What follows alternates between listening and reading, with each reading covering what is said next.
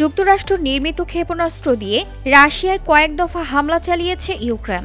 বুধবার রাশিয়ার প্রতিরক্ষা মন্ত্রণালয় জানিয়েছে, ইউক্রেনীয় বাহিনী দক্ষিণ রাশিয়ার ভোরোনেজ শহর লক্ষ্য করে বেসামরিক লক্ষ্যবস্তুতে হামলার চেষ্টায় 4টি ATACMS ক্ষেপণাস্ত্র নিক্ষেপ করেছে।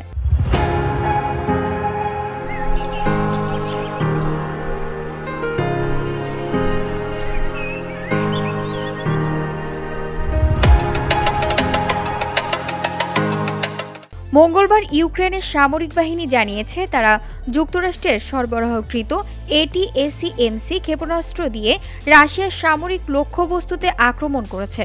একে উল্লেখযোগ্য উন্নয়ন বলে অভিহিত করা হয়েছে। রাশিয়া জানিয়েছে, তারা দুটি ইউক্রেনীয় মাল্টিপল রকেট লঞ্চার ধ্বংস করার জন্য ইস্কান্দার-M ক্ষেপণাস্ত্র নিক্ষেপ করেছে। ইউক্রেন এর আগে জানুয়ারিতে যুক্তরাষ্ট্র নির্মিত এসব ক্ষেপণাস্ত্র দিয়ে রাশিয়ার ভূখণ্ডে আক্রমণ চালিয়েছে এবং রাশিয়ার বেলগোরোদ অঞ্চলে 6টি ক্ষেপণাস্ত্র নিক্ষেপ করা হয়েছে। VOD Bangla news desk.